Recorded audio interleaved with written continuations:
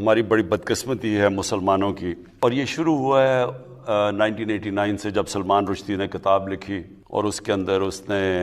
گستاخی کی ہمارے نبی صلی اللہ علیہ وسلم کی شان میں۔ تو تب سے مغرب کے اندر یہ سلسلہ شروع ہوا پچھلے 30 سالوں سے۔ ہوتا کیا تھا کہ مسلمان کو تکلیف پہنچتی تھی جب یہ اس طرح کی کوئی ان کی شان میں گستاخی ہو۔ اس کے بعد وہاں مغرب میں کوئی رائٹس یا یہاں بھی لوگ سڑکوں پہ نکلتے تھے، کیونکہ مغرب کو اس چیز کی سمجھ نہیں تھی، کیونکہ وہاں وہ بالکل دین کو اور طرح لیتے ہیں، وہ تو اس کو اس طرح نہیں لیتے جس طرح ہم لیتے ہیں، اور نہ ہی ان کو سمجھ ہے کہ مسلمانوں کو کتنی تکلیف ہوتی ہے، کہ کیسے نبی صلی اللہ علیہ وسلم ہمارے دلوں میں رہتے ہیں، ہمیں اپنی فیملی سے زیادہ تکلیف ہوتی ہے، یعنی کوئی چیز ہمیں اتنی تکلیف نہیں دیتی جتنی جب ان کی شان میں کوئی گستاخی کرتا ہے۔ لیکن مغرب کو یہ سمجھ نہیں آتی، کیونکہ وہ کہتے ہیں جی فریڈم آف سپیچ ہے ہماری اور ہم آزادی رائے کے نام پہ ہم جو بھی کر لیں،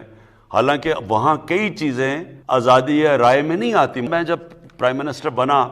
میں نے پہلے OIC میں اس چیز کو اٹھایا، پھر میں یونائٹڈ نیشنز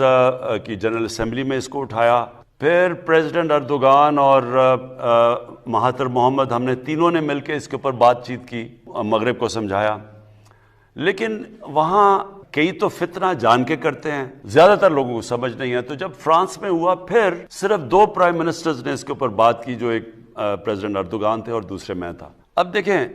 مسئلہ کیا ہے، جب تک مسلمان ملک کے ہیڈ سب مل کے اس کے اوپر ایک آواز میں بات نہیں کریں گے، یہ مسئلہ حل نہیں ہونے لگا۔ اور میں نے سارے مسلمان ہیڈز کو خط بھی لکھے اور کہا ان کو کہ ہم سب کو مل کے ایک آواز میں کہنا پڑے گا کہ یہ آزادی رائے کی آڑ لے کے